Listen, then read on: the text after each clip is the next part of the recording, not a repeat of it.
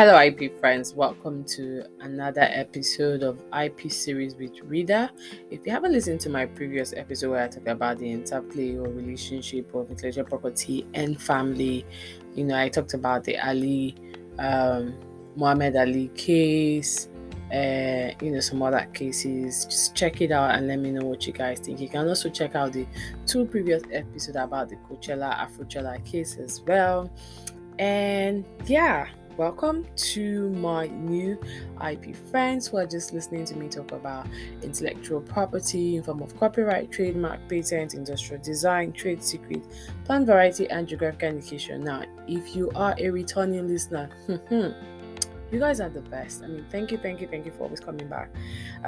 Good news, I got an email from Audio Mac the other day congratulating me that I had 10,000 streams for one of my episodes on cancellation of a trademark, and I was super stoked. Yeah, that's how I felt when I got that message. I kept refreshing. I was like, okay, is this a dream? Is this a dream, boy? Yeah, so congrats to me. And thank you guys for always streaming on any of the platform you're currently listening to me talk about intellectual property. And let's get into the tips for today.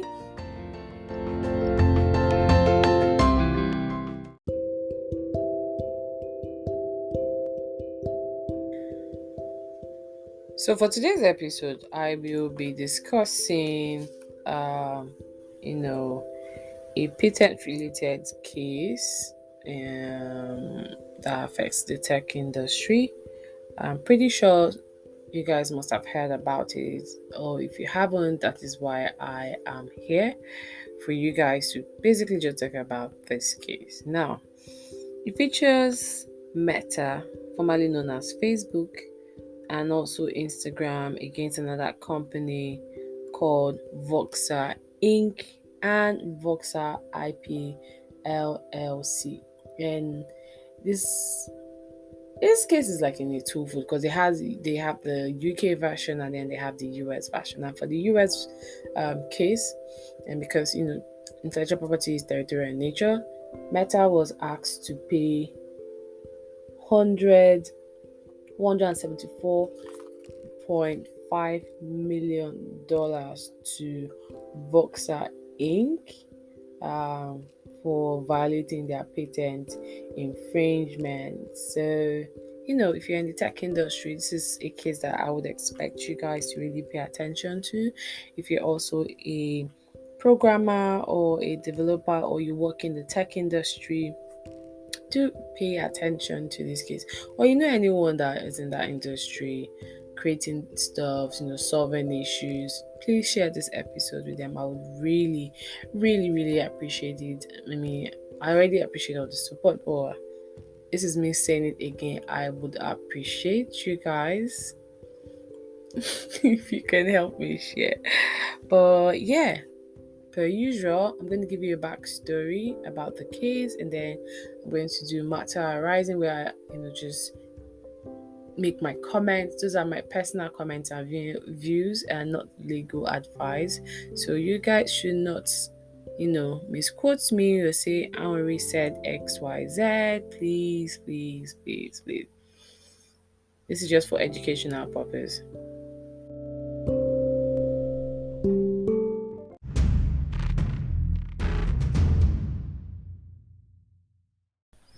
Now, today's episode basically shed light on what tech guys or inventors experience in their everyday life while trying to solve an issue, or collaborating or developing something, or working amongst inventors, or during the production stage up until when they launch, or the post-market stage, trying to attract potential investors, licensing, trying to, commercialize and exploit their inventions, able to generate revenue for themselves.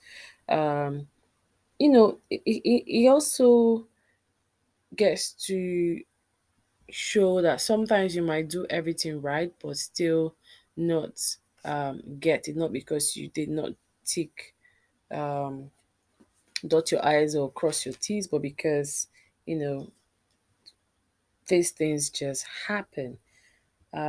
So I actually went through the process. I mean, it's a 42-page document, and like always, I like to read it to be able to understand arguments that parties made. Um, I don't want to always kind of rely on mm, blog publication. I want to, if I can't get my hands on the processes, I would, go through, take the pains and just read it. So this DSP borders on the communication technology that was used for Facebook and Instagram Live, which enjoys a patent protection. Um, so sometime in 2006, Mr. Tom Curtis, who is the co-founder of Voxer Inc. and Voxer IP LLC, and he at some point served as the CEO of the company up until 2015. I mean, recently we saw that the Disney former CEO has come back to Disney, but this was not the case in Voxer's. This was not the case in Voxer's situation. So together with his team, they developed a communication solution to remedy the shortcomings of existing communication system. If you're a tech guy, I'm sure you understand all these plenty um, words that I'm saying. If you're not a tech guy, Mabinu, apologies, please. But so they were able to do that and operate in real time or after complete message composition, and they eventually launched sometime in 2011. So you see that it took them about um 2006 to 2011 is like 5 years, because I saw a publication by what's this company owned by Dr. Ola Brown now.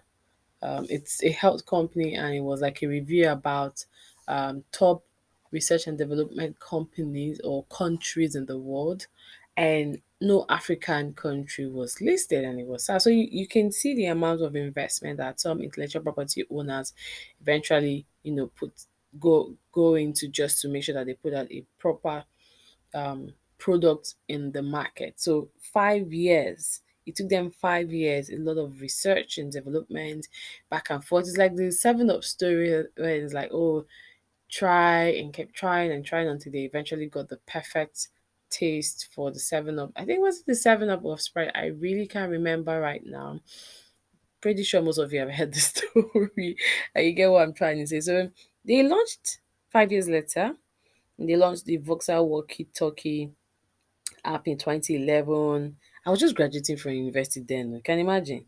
Now they created that new tech that enabled the transmission of voice and video communication with the immediacy of a live communication and the reliability and convenience of messaging, which also worked under poor and varying network condition, and regardless of the recipient availability. So just like now I want to do an Instagram live or a Facebook live, I just need to click the live button and then we go live. So it doesn't matter if I have good network or bad network, but they made sure that once that button is pressed or whatever device, or you install the app and you do all of that, you're live instantly. And they caught the attention of so many people. They even won an award for it. That Facebook had to reach out to them, this this whole Goliath and David fight thing is always like, oh, I don't want you to be my competition. I want to monopolize the sector. Gimme, gimme, or sell, sell, sell. But one thing we should know about Tom Katniss is that he was at some point enlisted into the United States Army and served as a Special Forces Communications Sergeant in a combat deployment to Afghanistan. Kudos guy, and I'm pretty sure and because of what they had experienced while they were in Afghanistan, that he decided, he and his team, to create this live communication transmission of video and voice, because it's been really helpful, especially for them that are far away from home. They need to talk to their loved one or they need to report some situation. I mean, you see a lot of movies where something happened and then someone's trying to do like a life come. I never really understood the concept of it, but coming across this case, it kind of just shed more light on, how the live transmission, came about. But yeah, that's what happened, and pretty impressed by that as well. So 2 years later, I'm sure you already know what's coming. So 2 years later, that's like 2013. They won the award for the best overall app in the first annual Silicon Valley Business App Award. Huge, huge for someone who has won an award. I know how it's not like, I'm not going to say validating, but it just goes to show how your hard work, people see the impact you've made. I never thought I would cry for an award, but the last award I got, I cried my eyes out, and I was like, "Oh my god, I can't believe I'm crying!" So yeah, I mean, winning best overall app for the first edition of the Silicon Valley Business App, that must have been something huge. Now, Facebook had, approached them after all of this publicity for a collaboration. But it wasn't like 2 years later, it was like a year later, after they had launched. Facebook approached them like, yo man, we want to go into business with you guys. Let's collaborate, let's partner. And they ended up, sharing, disclosing their patent portfolio and other proprietary tech that they had to Facebook. So it kind of, not, when I was reading this, it kind of just took my mind back to the Ford case, which I had talked about last year, where the inventor of the wiper, the car wiper, went to make a pitch to Ford, disclosed everything, and next thing Ford was like, oh, now we're interested, we're not doing anymore, and then they launched few months later, and the guy was really heartbroken. He had to sue them. You guys can check it out. It was the episode on intellectual property rights that exist in the automobile industry. Now, before I go into what transpired between Voxer Inc. and Voxer IP LLC and Facebook, I'm going to talk about what patent portfolio is, which is something that I would encourage those in the tech industry, or if you're an SME, or you just own a business, or you're an inventor, start gathering. It's just like when you tell a photographer, I like to see your portfolio, or you go and meet say an architect, I like to see your portfolio, you're going to do a bidding. You shall need to have proof of documentation that you are the boss in your field. Or even if you're not yet there, but at least let's see your material, what you've done. Now, an IP portfolio basically has commercial value. So if you have an intellectual property, let's use the musicians, for instance, their catalog. That can qualify as an IP portfolio, especially now we're seeing that most artists are selling their catalog. Um, and that can be monetized with a good strategy. So if you need to have a good strategy, especially as a startup company, or you having a patent portfolio, you now focus on maybe the few quality patents that cover key products and your tech in line with your business, such as the Voxer communication tech. That was something that had value. It was like their key product. Not everyone is using live sessions on Instagram, on Facebook. There was someone that eventually found this, created this, or invented this before Facebook decided to delve into that sector. Now it can help you to be very successful as a startup. You need to employ like a patent strategy during your development and deployment phase, which I'm going to break down. And I found all of this really insightful while I was doing my research.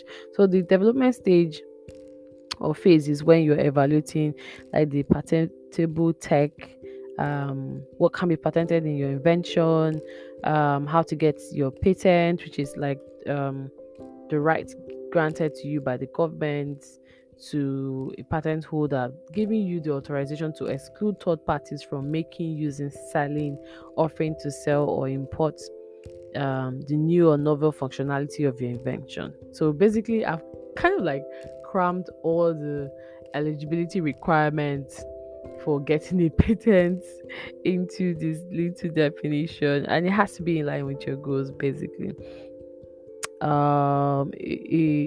And then talking about the deployment phase includes, the monetization and commercialization or exploitation stage, where you're licensing. You have a licensing strategy, like, okay, I'm going to go into a non-exclusive licensing arrangement with different people, where you're licensing your communication. Like, for instance, let's use Voxer, because Voxer is our main case study. So let's say Voxer had gone into a non-exclusive relationship with not just Facebook or an Instagram, but with other um, social media platforms, say Snapchat and the rest of them. So in the deployment phase, you have a licensing strategy. You have you also think about litigation of patent. For instance, this case now was litigated and not arbitrated or mediated, which is good because you need those. Sometimes you need those precedents, court precedents, because it helps deter people from committing those offense or violating someone's intellectual property. Um, it also gives you an insight as to your competitive analysis, because Facebook saw that Voxer was going to be their big competitor. They decided to approach them, and let's just leave let's leave it for that. I also have like a very controversial um view. So it turns out that when Facebook was to rebrand from Facebook to Meta, they had the same issue where a smaller company was accusing them of infringement, IP infringement again. Then there was this post I saw where they're like they scrapped and deleted a Facebook user's page called Meta. I mean, she said she slept and woke up and her page, everything she had created over the last how many years, was gone. But those things, I won't say those things happen because it's not even supposed to be happening. But I've explained now the deployment phase where you're evaluating, and then your deployment phase where you're now, implementing your strategies to monetize and exploit your invention. And the benefit of having a patent portfolio is that it helps startups to protect their core technology, um, their processes, business practice, and also is a combination of um, crown jewel patent. I recently heard about that and I was like, what? I had to do a lot more digging for you guys, which I'm going to talk about later. It also helps you with decision making around patents. Now, take note that a patent portfolio can be used to protect your research and development work. So you know that when I was talking about this case, I talked about the timeline from when they started, looking for ways to resolve the communication tech issue up until when they launched. It took them about 5 years. So that's like your R&D stage where you're experimenting and trying to get it right. Even after you've launched, you need to keep doing your research and development. It also helps you to generate revenue. That patent portfolio helps you to generate revenue. It also encourages favorable cross licensing and settlement. It also positions the startup in the market. So you can see that after they had launched, 2 years later they won an award, and you just position them as like, okay, the next big communication tech company, and now they are going to walk away with $174 million for as a result of a patent litigation against Facebook and Instagram.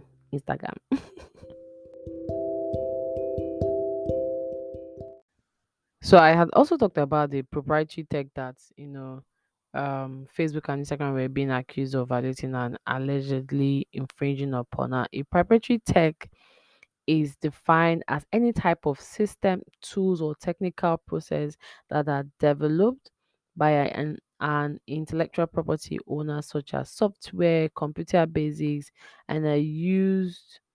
Um, they are also considered to be a type of patented product. Now, 4 years after the negotiation failed um, between Facebook first, Facebook eventually launched Facebook Live in 2015. So Voxer walkie-talkie was launched in 2011, and then 4 years later, this is not reverse engineer. Oh. This is like someone just went had access to your documentation, and then decided to you know go into the same business. So this is like a blend of patent and trade secrets, confidential information, um, you know, software protection, object code, all of those things. Um, and they launched Facebook Live in 2015. Where was I in 2015? Okay, I know where I was. And then they launched Instagram Live in 2016. Like, dude, Chile, like, well, what are you guys doing? And they did all of this using Voxer's products and technology to achieve that, which is why this infringement case that was eventually litigated came about. Now I'm going to list out what they were actually sued for. And this is the part that I usually enjoy reading to you guys. First, they had like, so this is a civil action for an infringement under the United States patent law. Google it, please. Thank you. You're welcome. Um, Voxer also owned like collectively the rights and title and interest in their US patents. So they had about five different patents, and let me just call the serial number for you guys. The first one is 8180,030. That is 8,180,030. The next one is 9,634,969. Next one is 10,109,028. The next one is 10,142,270. And the last but not the least is 10,511,557. Fivefold. Do you know how much the patent attorney would have charged? Like, I think I'm always seeing money when I'm talking about intellectual property because I'm like, the attorney don't make money. Oh, this person don't make money. Oh. But then we're a team. The inventors, the intellectual property lawyers, whether a patent lawyer, a trademark lawyer, or a copyright lawyer, or you're the investors on our money. You get it. Yeah. So both Facebook and Instagram were directly and also indirectly involved in this dispute because they had developed, designed, manufactured, marketed, offered to sell, and actually sold the infringing products and services in the United States. Remember, I had earlier stated that intellectual property itself is territorial in nature. So we're not going to be talking about cross-border related dispute now because they started, cause of action began in the United States, and they also allowed other infringing activities in connection with the other that is Facebook and Instagram websites, the both live services, mobile applications, and other devices that ran Facebook or Instagram application. Now, all the rights carried out by both Facebook and Instagram were exclusive to Voxer because they were granted a patent by the government. Now, the US applies what is called the first to file principle, whereas we in Nigeria apply what is called the first to use principle. But, please still go and register. We don't want to hear shoot best story or stories that touch or shade why me. No, no, no, no. That's not gonna save you. So just do the needful, be proactive, and you can see that before they eventually launched, they had to get their patents in order so that their portfolio go thick, it go heavy. Sometimes when I have consultations and I'm like, okay, you need to chill on your publication. You want to launch in the next time, you must just chill. And like, no, lawyer, we have to launch immediately. You should have thought about it when you were in your R&D stage, your development phase, not when you're getting to your deployment phase. You get? Um, so I'm going to read out section 6. Pardon me. It's a habit. I'm going to read out section 6 of the Nigerian Patent and Design Act, which talks about the right of a patent owner. If you guys indulge me, I'll read it, but if you don't indulge me too, alright. Moving on to the next. Should I read it? Yeah, I'm going to read it. So, Section 6 of the Nigerian Patent and Design Act said a patent confers upon the patentee the right to preclude any other person from doing any of the following. One, where the patent has been granted in respect of a product, the act of making, importing, selling, or using the product or stocking it for the purpose of use or sale, and where the patent has been granted in respect of a process, the act of applying, the process of doing in respect of a product obtained directly by means of the process, any of the acts mentioned in paragraph A, that's the previous one I read.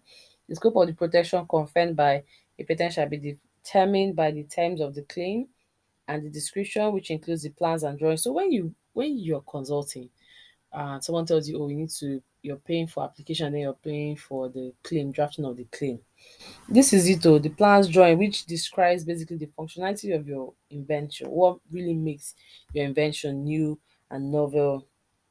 Is also included in the patent shall be used to interpret the claim. The rights under a patent shall extend only to acts done for industrial or commercial purpose. And obviously, the Voxer communication text was done for industrial and commercial purposes. um, the rights under a patent shall not extend to acts done in respect of a product covered by the patent after the product has been lawfully sold in Nigeria, except insofar as the patent makes the provision for a special application of the product in which case the special application shall continue to be reserved to the patentee, notwithstanding the paragraph. Then it said the rights under a patent shall, okay, let me rephrase that. Say the right under a patent where at the date of the filing of the patent application in respect of a product or process or the date of the foreign priority validly claimed in respect of the application a person other than the applicant.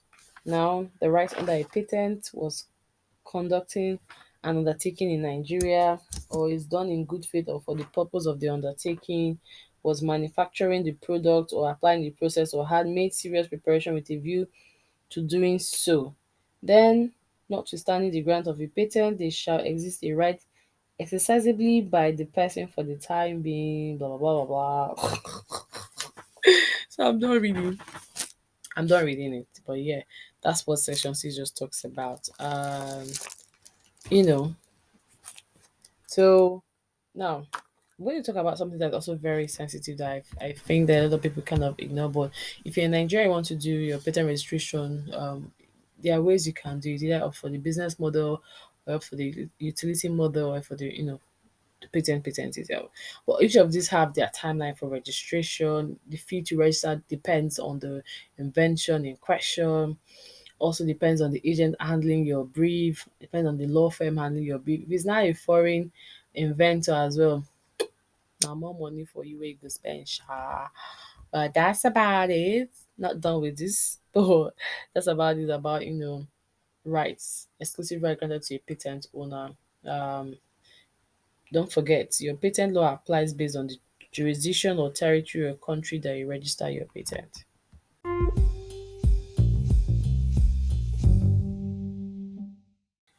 My country people. Now talking about jurisdiction of hearing an IP dispute. Um One, you need to consider whether the parties are within that territory. Secondly, do they operate or have their business within their jurisdiction? Now, I understand that all parties have business in Delaware. Both Facebook, Instagram, Voxer, and Voxer IP are are based in Delaware. They have their corporations or own businesses within that jurisdiction.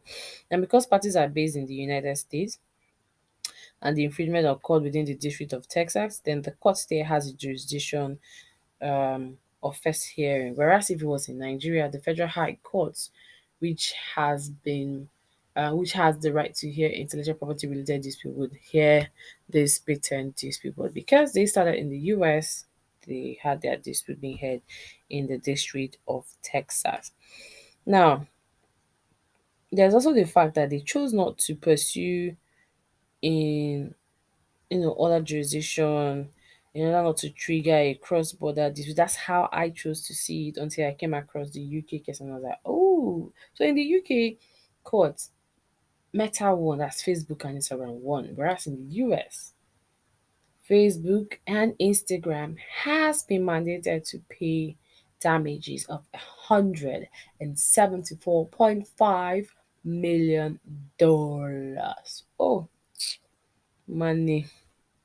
Anyways, when you're talking about cross-border dispute, you're going to trigger international laws. You also need to consider the best mode to resolve your dispute, whether opting for litigation will be the best, or exploring alternative dispute resolution mechanisms such as mediation, negotiation, expert valuation, arbitration. If it's a high commercial related dispute such as this, because this one now they are paying 174. That's a lot of money. And then you need to also have like a good strategy, which is something that startups should consider in terms of enforcement of their intellectual property rights. I know I have a podcast when I talked about cross-border disputes when I was analyzing the car redress case. So you guys can check it out if you haven't listened to it. Um, Next up is whether or not this is a patent infringement or an alleged patent infringement.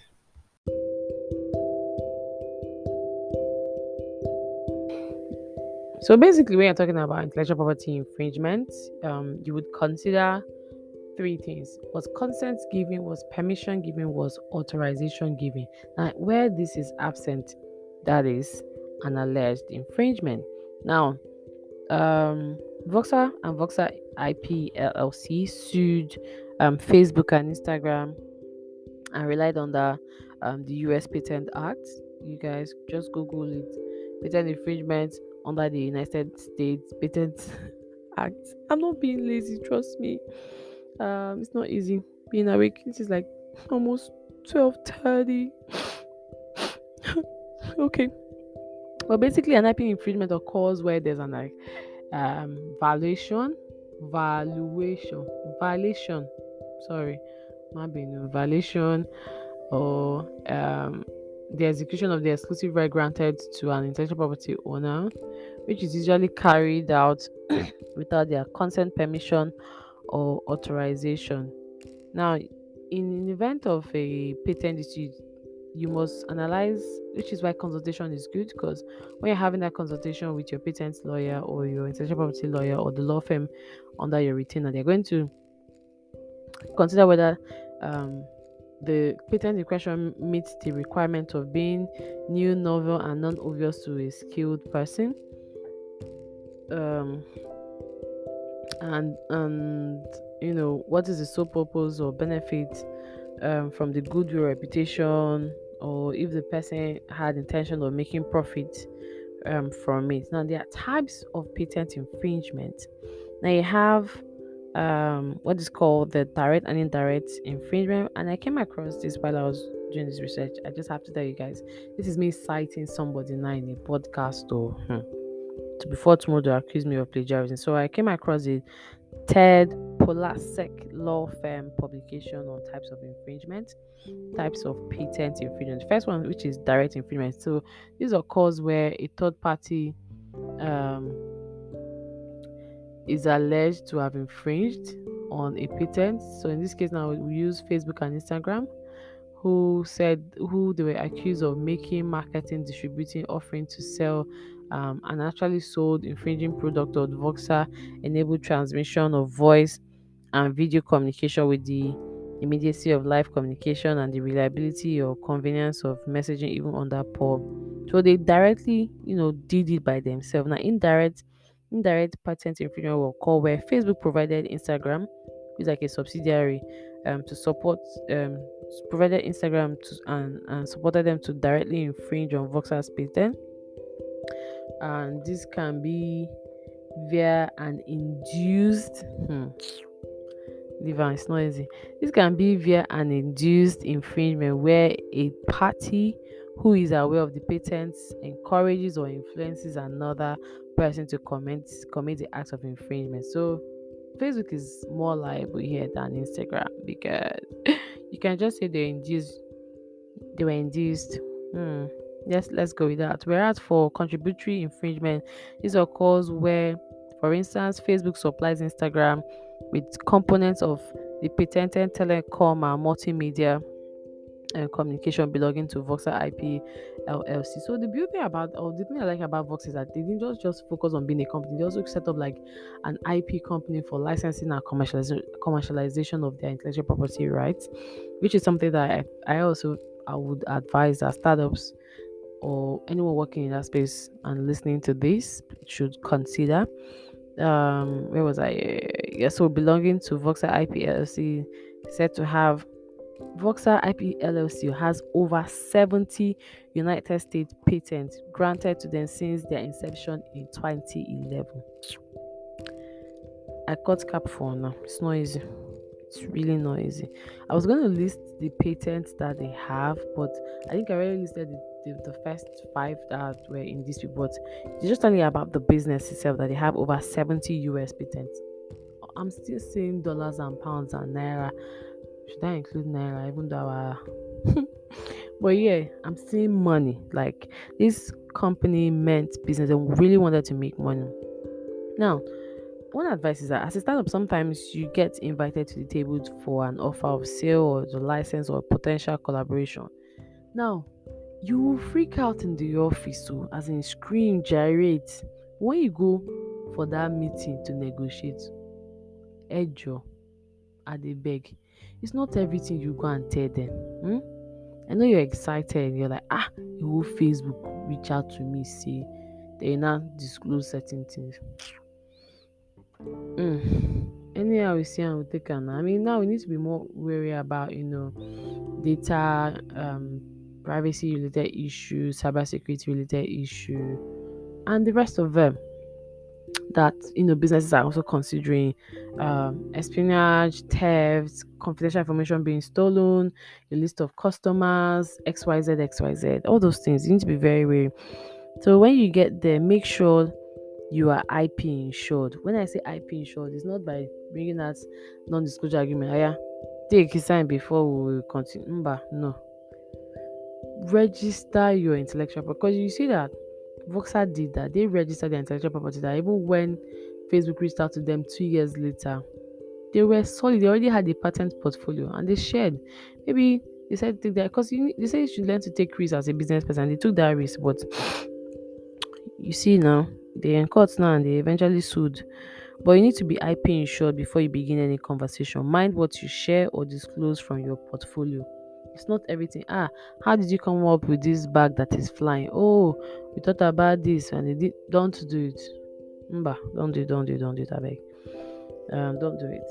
But then it now turns out that January 2013, Facebook revoked Voxer's application access to key components on the Facebook platform, including removing access to their Find Friend feature that will allow users to connect with their existing Facebook friends. For me, this was really petty. It's like when I was talking about the dynamic island because there's this end user licensing agreement that you have to click I agree on.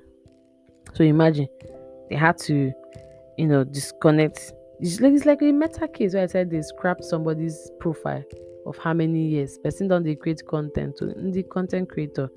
Because what is your backup plan in the event that a social media giant now that Elon Musk is on I won't say on a rampage, but it's bringing back everyone that was taking off Instagram like Kanye and Trump and the rest of them. We're going to start paying $8 to be verified on Twitter. Okay, I'm not going to digress again, but then I do recall reading at some point, that Facebook had, I talked about that already, burying Meta, and then 2 years later, Facebook Live was launched to select users sometime August 2015, and then to the rest of the country within that year, to general public and US iPhone users. Twally. Sure, you people are priding right now. Your shoulder pad is high. But when they launched Facebook Live that year in 2015, it was a few select persons in the United States and some iPhone users later in January 2016. Okay. But it then turns out again that Foxer, they still having all this. I think they're trying to resolve this dispute without actually going to court. So all the meeting with the senior executive, and all that. They still went ahead to still disclose their patent overview and intellectual property statement. Wrong, but maybe it was a strategy. The co-founder Tom Katniss would later raise the issue to Facebook of Facebook infringement and their patent and encourage the product manager to follow up. Facebook refused to enter any agreement with them and would later launch Instagram Live in November 2016. So you see, it felt like they had a ulterior motive for actually reaching out to these people. Yeah.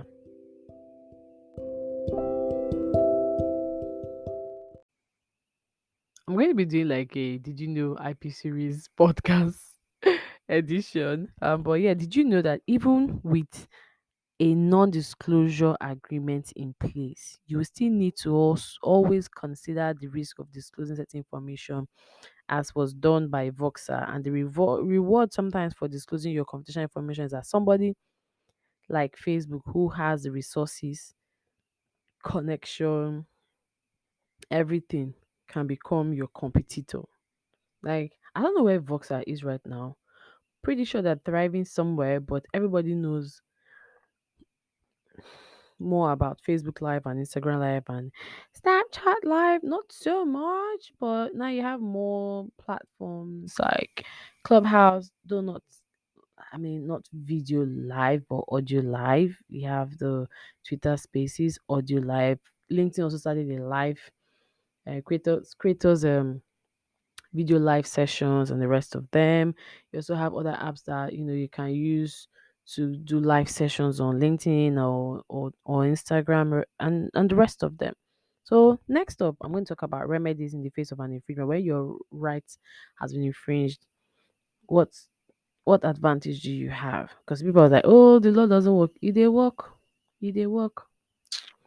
First, you have an award of damages, enough to compensate Voxer, which we have seen. um Attorney's fee, this one they always sweet my belly anytime I see him. I'm like, how much be the attorney fee? $500,000 is a something. $50,000 is still a something. $100,000 is still a something. Whatever amount they put there, you just have to persuade the court to reason with you and be like, these people really deserve this money. There's also an injunction. You can get an injunction preventing the likes of Facebook or Instagram or any other third party from infringing your patent. You can get an award of pre-judgment and post-judgment interest. For arbitrators who are listening to this, you understand now how they be. But yeah, earlier this year, a high court in the United Kingdom held that Facebook and Instagram did not infringe Voxer's live broadcast patent. And the patent number is EPUK 23933259, which is like was for a telecom and multimedia management method and apparatus for enabling a two-mode conversation. I haven't read that one to understand the reasoning of the court, but this was gotten from a blog where I was trying to get more information about this case.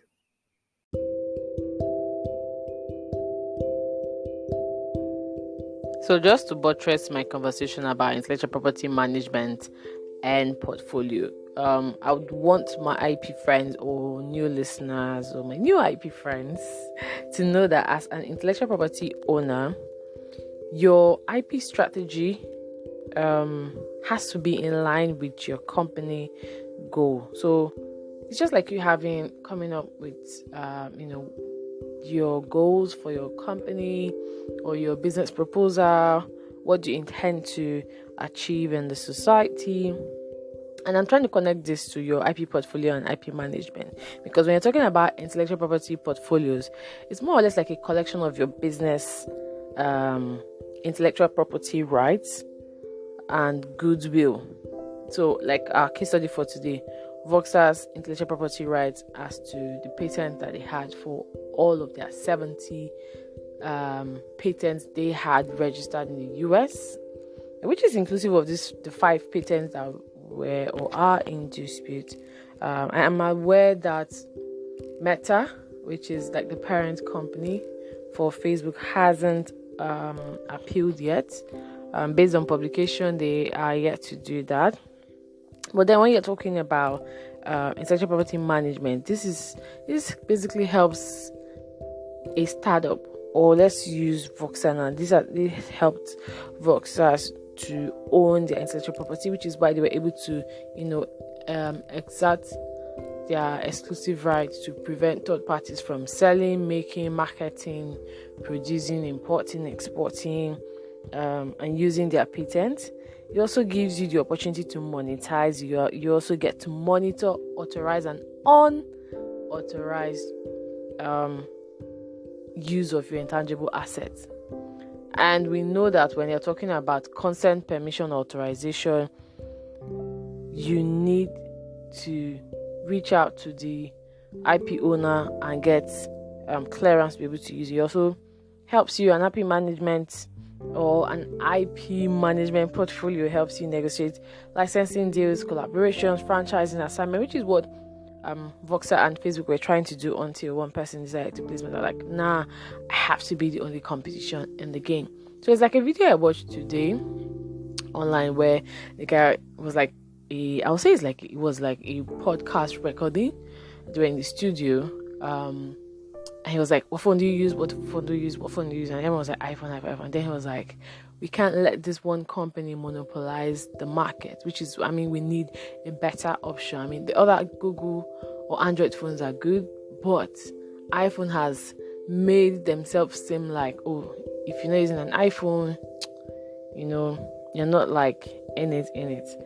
But for a healthy competition, it would be best that parties can sit on the table and negotiate or try to collaborate or coexist within that particular space.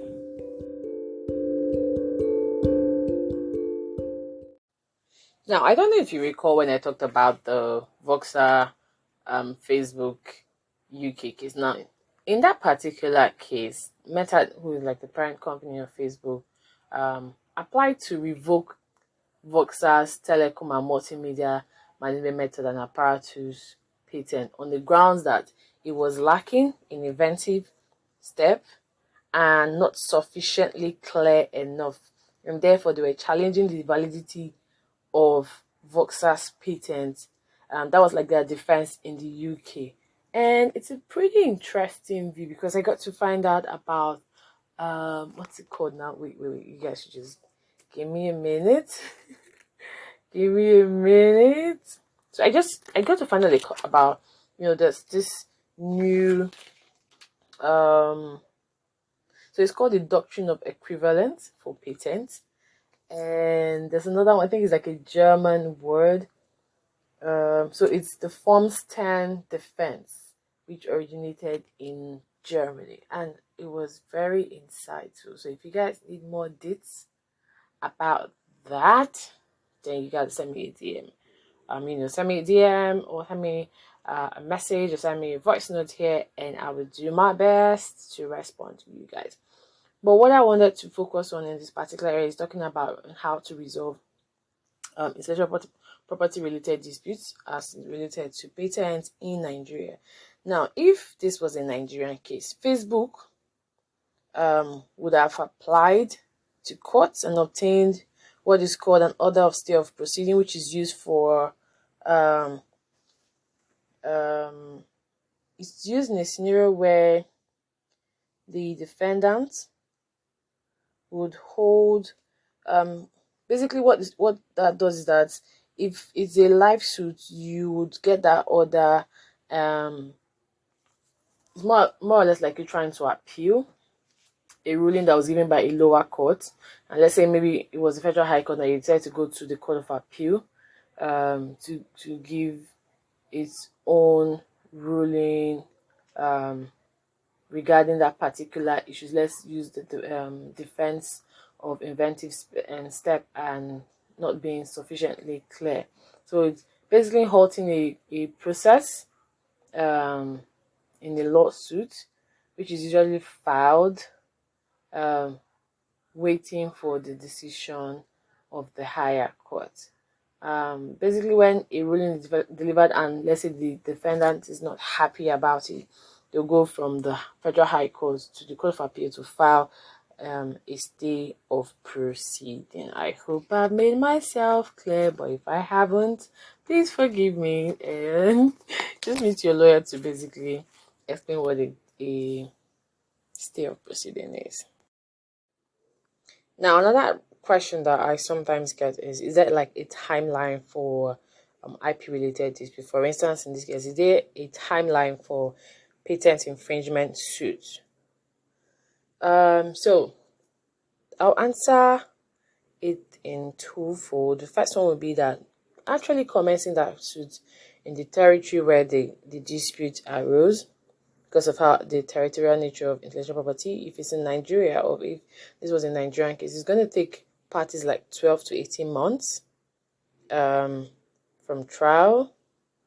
Then you now include other things like costs, which will entail you paying for filing fees, which is basically assessed on your claim, kind of like arbitration, where you file an arbitration suit and you put up a claim. They'll bring the schedule of fees, and the fees will be you'll be told that, oh, this is what you're due to pay for your filing fees if for a patent infringement suit. Then expert witness, because of the technicalities involved. Attorney's fee. Oh, anytime I say this one, they sweet my belly. Like, I'm always excited. Now, when the patent owner wants to file like an infringement, they can apply to court. In this case, now would be the Federal High Court if this was in Nigeria. Whereas because of the jurisdiction where this case was held, it was done at the District of Texas. Yeah.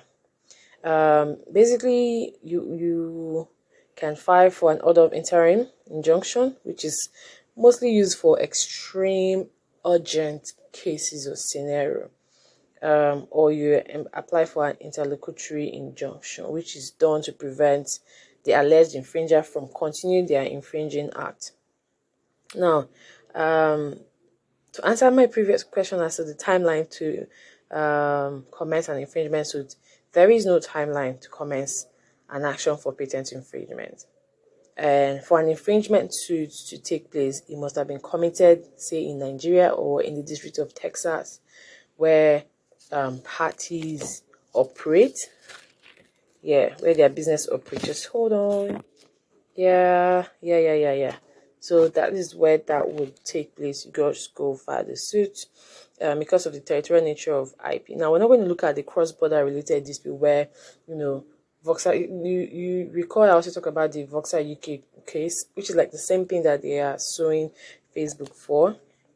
They had to go all the way to UK court to file. So if parties decide they want to explore intellectual property, ADR, alternative dispute resolution mechanism, now the question that we'll be asking is, the dispute in question, is it will it qualify as a kind of dispute that can be mediated or arbitrated? What is the claim? What is at stake? Because the benefits, you have to look at the benefits and the long-term goals at the end of the day. Also, our Nigerian patent law is silent on exhaustion of rights. Then in the UK, Facebook and Voxer case, they relied on the form STERN, which is spelled form like FORM, and STERN, STEIN defense, which requires that the defendant, who is Facebook and Instagram, would need to show that the alleged infringing device lacked novelty. That means it did not meet the basic requirements for a patent, which has to be new, novel, not obvious to a skilled person, and capable. Not obvious to a skilled person. I can't remember the third one right now. It doesn't meet the inventive step at the priority date of the patent. Now, this defense, like I earlier said, it was first established under the German law and first used in the United Kingdom in 2009 in the case of Technetics against Teleste. Very funny names. But yeah, that's about it for timeline for commencing or instituting a patent infringement case. Now, if you really want to, if you feel you have a patent infringement case, maybe someone is selling your invention or reproducing it, or just basically trying to take advantage of your patent, Then you need to do the needful of, talking to a patent attorney. I wanted to, yeah, a patent, and one thing you need to know that invention is all about creating something new. So what is that thing that you're creating that is new, novel within your jurisdiction? It is also considered to be an intellectual property, not an intellectual property right. Uh, and you can also explore other forms of IP, not just patent. But if you really want to focus on the patent aspect of your dispute, that is fine. Because I do recall the Google Oracle case. It eventually started as a patent dispute. If I recall, that's what I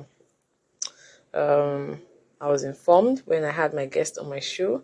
It was initially a patent dispute, but it kind of just went, I don't know, it kind of got omitted, or parties decided to just focus on the copyright aspect of the dispute. But sometimes that can happen. But this particular case is focused on the invention, which was considered to be new, as at when the Voxer walkie-talkie app came about, and people could like go live and still message each other, and then the video will pop up, etc., etc.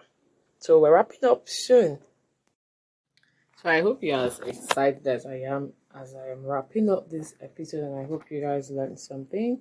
But yeah, my comments regarding this case is that for those in the startup industry, especially if you who are startups and work in the tech industry, before you sue anybody or say this person stole my invention, this person is reproducing my invention or selling, please verify the jurisdiction or the territory or the country where the dispute emanated from. That is where it started, where the infringement actually took place. Verify also that it is your work that was infringed before you eventually commence the whole procedure to suing someone, because you're gonna hear from my lawyer. Yes, definitely. But first thing first, once you notice that, you need to reach out to your patent attorney or your intellectual property lawyer or the IP law firm that is on your retainer, and have that conversation, and then you know what to do. Next step will be to send a cease and desist letter, and all the legal conversations are going to be heard. Also, as a startup, when making a pitch, be wary of the kind of information or type of information that you share with your potential investors and collaborators. For instance, in this case, Voxer had shared their patent portfolio and their proprietary information with Facebook, which then gave Facebook access into how the walkie-talkie live multimedia app was created, video, and all of those things. And we all know how live session helped a lot of us during the pandemic. There were a lot of live sessions. I mean, we had parties, we had webinars, a whole lot happened. We also had the 3D model fashion show organized by Hanifa, which is really mind-blowing too. Always protect and ensure your intellectual property or your invention during your development phase. I talked about that extensively in this episode, where I differentiated between the development phase and the deployment. Development basically is, let's use it for, you guys will understand this one better when we're talking about pre-seed stage and all of those things. For those looking for funding, your pre-seed stage, where your idea is formed and you're yet to convert it into an actual business. And that period is when you decide what is useful, what is valuable, what has quality, what you can monetize. I recall that last year's World IP Day thing was all about pre-market and post-market what happened. So just like what Voxer did, spent I think about 4 years, 5 years developing a lot of trial and error before they eventually launch to the market. So while you're doing all that, ensure that all your inventions are protected. If it's to be patented, please do so.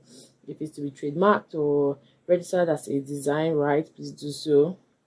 If it's to be copyrighted, please deposit a copy with the Copyright Commission. If it's like a joint collaboration, it wasn't just invented by you, make sure that everyone is assigned based on their share, like you get your share of contributions. It's kind of like when artists collaborate or come together to write a song, everyone's entitled to royalties, and it's talking about split share. So if you have employees as well, include IP clauses, not compete clauses if you must, non-disclosure clauses in your employment. If you're going to partnership, if you're going to tech transfer agreements or licensing arrangement or whatever it is you're doing, please properly document it. We don't want to hear shoot by story. We don't want to see it without threads. We want you guys to actually go to court. Apologies, or that's not something to laugh about. But yeah, we need precedents that would deter other people from delving into this. Then you need to verify that your invention meets the eligibility requirements for a patent or any of the IP. So for patent, it has to be new, novel, not obvious to a skilled person. It's an inventive step, not contrary to moral laws and policy. You're not trying to patent a plan. So basically, just want to know what qualifies as a patent within Section 1 of the Patent Act. Then for copyright, it has to be in a fixed form or the original. Trademark has to be distinctive. Same design right has to be new. Let's just focus on this one. Yeah. But yeah, that's not it. Then you need to also invest in research and development, which is R&D. Have like an R&D facility or a sandbox or whatever it is that you're able to, transition from your development to your deployment to your pre-market to post-market to pre-contract, post-contract, all of those conversations. Know the extent of the scope of your claim in a patent infringement. Like, okay, I'm suing you for patent infringement. Like, what exactly are you actually suing me for? Which of the claim? Because it's like when you're applying for your patent, you're applying to get a patent, you pay your application fee, then you draft the claim, which basically highlights the functionality of your invention, what makes it new. So I'm suing, just like how Voxer sued, how Voxer had sued Facebook. I'm trying to read details of their suit so you guys get a better understanding. So they sued them for 5 of their patents. They're also suing them for directly and indirectly infringing their work. If you have the time or if you really want to know more, you can check out the 42-page document, which is very detailed. I would have loved to read it for you guys, but I don't want to make this particular episode really long. So basically, the details of this walkie-talkie app was it enabled the transmission of voice and video communication with immediacy of a live communication and the reliability and convenience of messaging, which also worked under very poor network condition, regardless of the recipient's availability. So finally, know what your intellectual property right is. For instance, as a patent owner, what rights do you have? As a co-patent owner, what right do you have? As a licensee, what right do you have? As a franchisee, what right do you have? As collaborators, as whatever you're doing, what rights do you have? So I'm gonna stop here or end this episode. I hope you guys found it really insightful.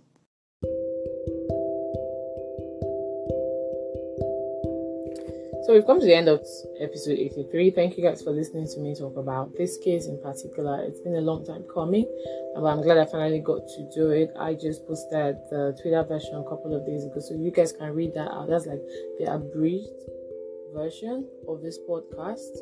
The podcast is a longer version, which is what I'll be doing going forward for all of my IP series content. If you're not following, me or any of the social media platform. Please, please, guys, please, please do. But yeah, thank you so much for listening to me, and see you in episode 84. Bye.